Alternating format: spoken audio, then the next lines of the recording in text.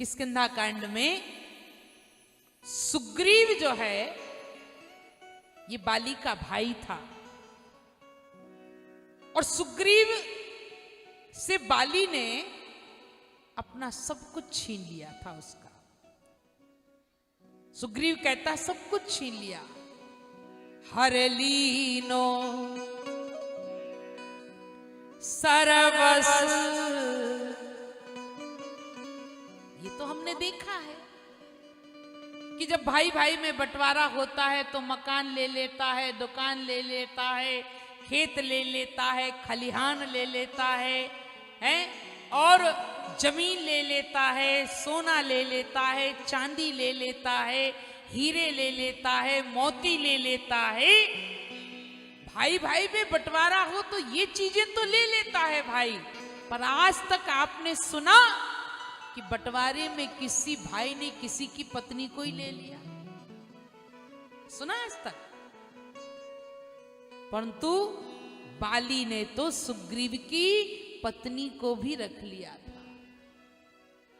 हर लीनो सर्वस, चलो ले लेता कोई बात तो नहीं, पर भैया राम जी से कहते प्रभु दुख इस बात का है, सर्वस अरु नारी।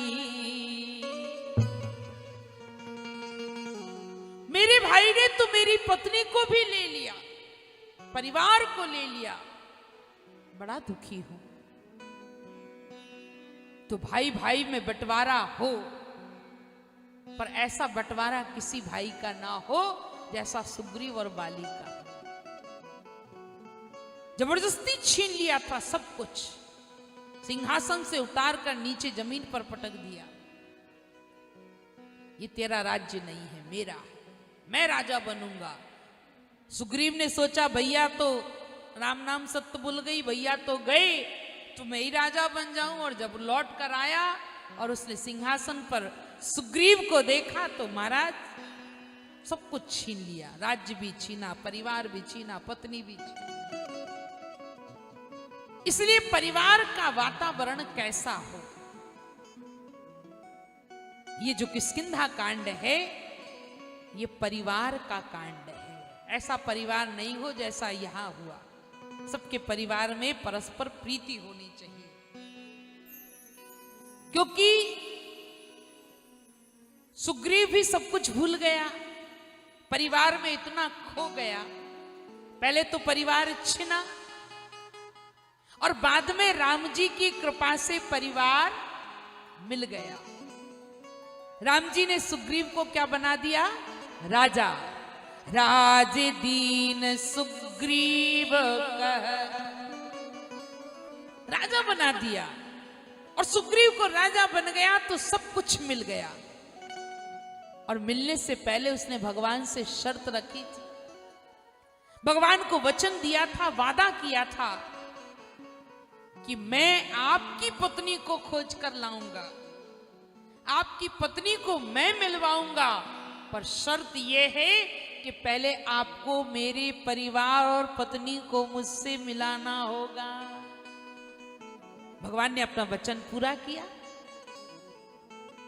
और भगवान की शरण में गिर गया। कहा प्रभु आप जैसा करो हम उसी में प्रसन्न हैं, आप तो हमारा परिवार और पत्नी मुझे दिला दो। पर भगवान ने कहा कि देखो ये कांड क्या बताता है कि जब व्यक्ति को पत्नी, परिवार, बाल गोपाल, संतान, संपत्ति मिल जाए तो व्यक्ति को इतना उसमें नहीं खो जाना चाहिए कि भगवान को ही भूल जाओ। और सुग्रीव सब कुछ भूल गया तो उसे भगवान को याद दिलाना पड़े, रे भाई तूने मुझे वचन दिया था। लक्ष्मण जी ने कहा चिंता मत करो, जरा जाकर लक्ष्मण जी से कहा कह दो कि जिस बाण से बाली को मारा था वो बाण अभी मेरे तरकश में रखा हुआ है। तुम सब कुछ भूल गए। यही होता है, हमें जब कुछ ना मिले तो हे राम हे राम, और सब कुछ मिल जाए तो खुद ही राम। दुख आ जाए तो भगवान की याद, और सुख आ जाए तो फिर कौन से भगवान, कैसे भगवान। जब जीवन में सुख आ जाए तो अनजान भी हमारे रिश्तेदार बन जाते हैं, और जब जीवन में दुख आ जाए तो रिश्तेदार भी अनजान हो जाते हैं। कौन? मैं नहीं जानता हूं तुम्हें, और पद मिल जाए, प्रतिष्ठा मिल जाए, पैसा मिल जाए, अरे वो तो हमारे रिश्तेदार हैं जी। और गरीबी आ जाए तो रिश्तेदार कहने में भी शर्म आती है। तो रामचरितमानस का किष्किंधा कांड हमें परिवार कांड कह सकते हैं। परिवार, संसार, रिश्तेदार मिलने पर भगवान को ना भूला जाए। जैसे सुग्रीव भूल गए थे, ऐसे हम ना भूलें। किष्किंधा कांड के 5वें कांड का नाम क्या है? अब बोला वही बात जो माता जी कह रही है। कौन कांड बा? सुंदर कांड। 5वें कांड का नाम, पीछे वाले भी बोलो। कथा तो बंदर की है पर सुंदर है। हनुमान जी महाराज का संपूर्ण लीला जिसमें विद्यमान है। ये हनुमान जी महाराज का जो पंचम कांड है, अभी अभी हम लोग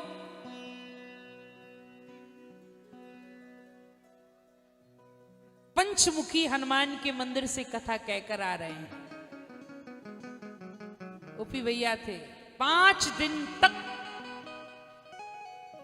केवल पंचमुखी, 7 दिन तक केवल पंचमुखी हनुमान की ही कथा चली थी।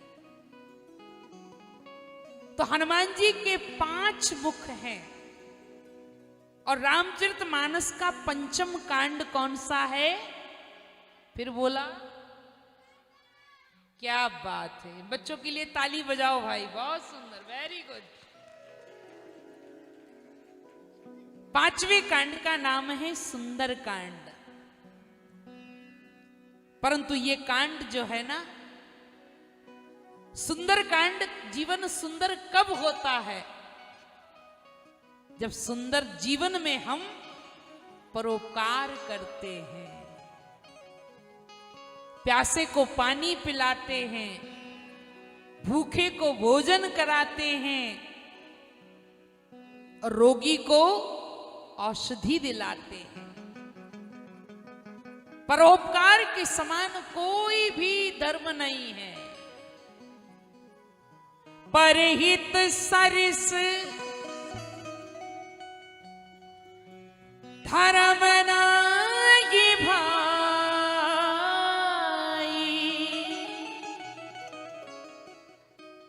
और पर पीड़ा सम नहीं अधमा।